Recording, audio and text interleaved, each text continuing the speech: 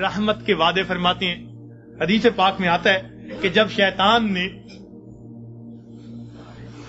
بہکانے کے لیے قسمیں کھائیں اور کہا کہ اے اللہ میں تیرے بندوں کو بہکاؤں گا دائیں سے بائیں سے آگے سے پیچھے سے ولا تجد اکثرهم شاکرین، اللہ یہ اکثر تیرے ناشکرے ہوں گے، تو اس وقت فرشتوں کو بڑی حیرت ہوئی. کہنے لگے اے اللہ اولاد آدم کے لیے تو مشکل بن گئی. پوچھا کیسے؟ اے اللہ یہ شیطان دائیں بائیں آگے پیچھے سے بہکائے گا اور بندوں کے لیے تو کوئی راستہ ہی نہیں بچا. اللہ تعالیٰ نے فرمایا کہ میرے فرشتوں یہ دو سمتوں کو بھول گیا، ایک نیچے کی سمت ایک اوپر کی سمت. میرا گناہگار بندہ جب اپنے گناہوں پہ پریشان ہو کر میرے در پہ آئے گا اور میرے در پر آ کر ہاتھ پھیلا دے گا، چونکہ ہاتھ اوپر کی سمت کو اٹھیں گے، ابھی اس کے ہاتھ نیچے نہیں جائیں گے، میں اس کے گناہوں کو معاف فرما دوں گا. اور جب میرا بندہ اپنے گناہوں سے پریشان ہو کر اپنے سر کو سجدے میں ڈال دے گا، چونکہ نیچے کی سمت سے شیطان اثر انداز نہیں ہو سکتا، میرا بندہ ابھی سر نہیں اٹھائے گا، میں اپنے بندے کے گناہوں کو معاف فرما دوں گا. تو شیطان نے ایک قسم کھائی تھی فبعزتک، اللہ تیری عزت کی قسم میں تیرے بندوں کو بہکاؤں گا. اللہ تعالیٰ نے اس کے جواب میں فرمایا شیطان مردود تو قسمیں کھاتا ہے میرے بندوں کو بہکانے کے لیے، ورغلانے کے لیے. ذرا میری بات بھی سن لے کہ میرے بندے بتقاضائے بشریت گناہ کرتے رہیں گے اگر اپنی موت سے پہلے سچی معافی مانگیں گے. فبعزتی وجلالی، مجھے اپنی عزت کی قسم، مجھے اپنے جلال کی قسم، میں ان کی توبہ کو قبول کر لوں گا.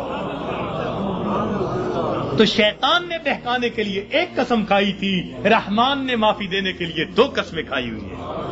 سبحان اللہ. اس لیے اللہ تعالیٰ کی ہر صفت کا ایک نام ہے، لیکن رحمت کی صفت کے دو نام ہیں، رحمان اور رحیم. اور کوئی صفت ایسی نہیں جس کے دو نام ہو سوائے رحمت کی صفت. وہ تو اتنا کریم آقا ہے، وہ تو بخش کے خوش ہوتا ہے، وہ تو معاف کر کے خوش ہوا کرتا ہے. میں ایک مرتبہ بچیوں کو پردے میں درس دے رہا تھا، ایک جامعہ کی دور حدیث کی بچیاں تھیں، تو ان سے میں نے سوال پوچھا کہ بتاؤ دنیا میں سب سے آسان کام کیا ہے؟ ایک بچی نے جواب دیا کہ اپنی ماں کو منانا. میں نے پوچھا وہ کیسے؟ کہنے لگی جی کہ ہمارا یہ تجربہ ہے کہ ماں اگر اپنے بیٹے سے ناراض بھی ہونا تو بیٹی سے پوچھتی پھرتی ہے اس نے روٹی کھا لی، اس کا بستر تو نے بنا دیا، اس کے کپڑے تو نے ٹھیک کر دیے. اب اوپر سے ناراض پھر رہی ہے، مگر ماں کی مامتا اس کو مجبور کر رہی ہے، لہذا بیٹی سے پوچھتی پھرتی ہے، بیٹی کے ذریعے اس کو کھانا پہنچا رہی ہے. دل سے ناراض نہیں، خفا تھی، بچے نے ستایا مگر دل سے خفا نہیں، اس لیے پوچھتی بھی پھر رہی ہے کہ بچے کو سب چیزیں مل گئیں یا نہیں مل گئیں. تو وہ کہنے لگی کہ جب ماں کی مامتا کا یہ حال ہے تو ماں کو منانا بہت آسان ہوتا ہے. میں نے کہا ہاں ماں کو منانا آسان صحیح، پھر بھی ماں کے پاس آنا پڑتا ہے. بچہ آ کر کہہ دے امی معاف کر دیں، ماں معاف کر دیتی ہے. بچہ آ کر ماں کا جسم دبائے، امی معاف کر دیں، معاف کر دیتی ہے. ہاتھ جوڑ دے، معاف کر دیتی ہے. اگر پھر بھی معاف نہ کرے، بچہ رو پڑے. ماں سے کبھی بیٹے کے آنسو نہیں دیکھے جاتے. کتنی ناراض کیوں نہ ہوگی جب دیکھے گی بچہ آنسو بہا رہا ہے، اپنے دوپٹے کے پلو کو لے کے آنسو پوچھے گی، کہے گی بیٹا رو نہیں، چل میں نے تجھے معاف کر دیا. تو ماں کو منانا دنیا میں اتنا آسان ہے. بچیاں کہنے لگیں، میں نے انہیں اس وقت بتایا کہ دیکھو ایک اور ذات ہے جس کو منانا ماں کے منانے سے بھی 70 گنا زیادہ آسان ہے، اور وہ پروردگار عالم کی ذات ہے. ماں کو تو پھر بھی زبان سے کہنا پڑے گا، پاؤں پکڑنے پڑیں گے، ہاتھ جوڑنے پڑیں گے، آنسو بہانے پڑیں گے.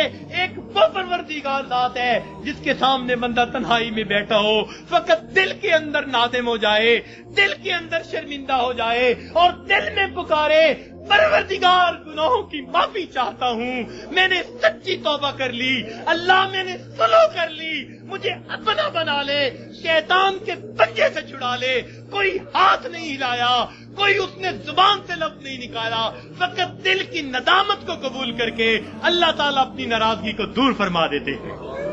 تو اللہ رب العزت کو منانا ماں کے منانے سے بھی 70 گنا زیادہ آسان ہے. تو اپنے رب کو منا لیجیے.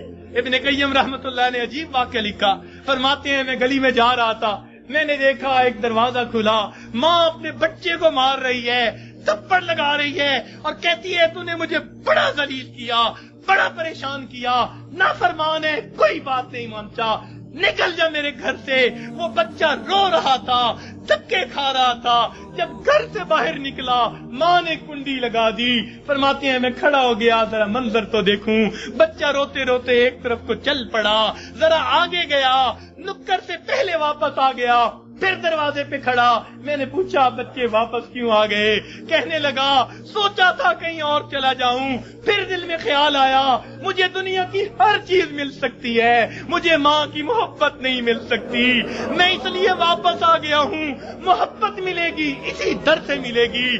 کہتے ہیں بچہ بات کر کے وہی بیٹھ گیا، میں بھی وہی بیٹھا۔ بچے کو نیند آئی، اس نے دہلیز پہ سر رکھا سو گیا۔ کافی دیر گزری، ماں نے کسی وجہ سے دروازہ کھولا، ضرورت کے لیے باہر جانا چاہتی تھی، بیٹے کو دیکھا دہلیز پہ سر رکھے سو رہا ہے، اٹھایا، کیوں دہلیز پہ سر رکھے سو رہے ہو؟ امی مجھے دنیا میں کوئی دوسری ماں نہیں مل سکتی، میں اس دہلیز کو چھوڑ کے کیسے جاؤں؟ فرمایا بچے کے الفاظ سے ماں کی آنکھوں سے آنسو آ گئے، بچے کو سینے سے لگا لیا۔ میرے بیٹے جب تیرا یقین ہے اس گھر کے سوا تیرا گھر کوئی نہیں، میرے در کھلے ہیں، آ جا، میں نے تیری غلطیوں کو معاف کر دیا۔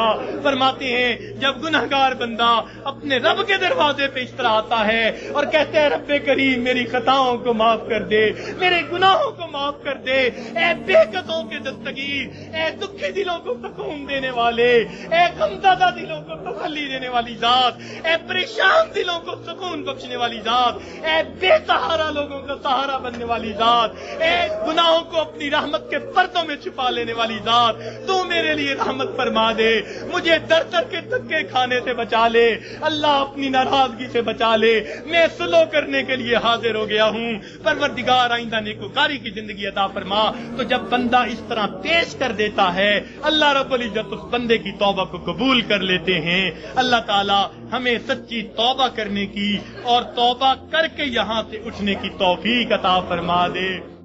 هي الحلقات تحفظني بآيات من القرآن، هي الحلقات تملأني بحب المصطفى العدنان، هي الحلقات تحفظني بآيات من القرآن، هي الحلقات تملأني بحب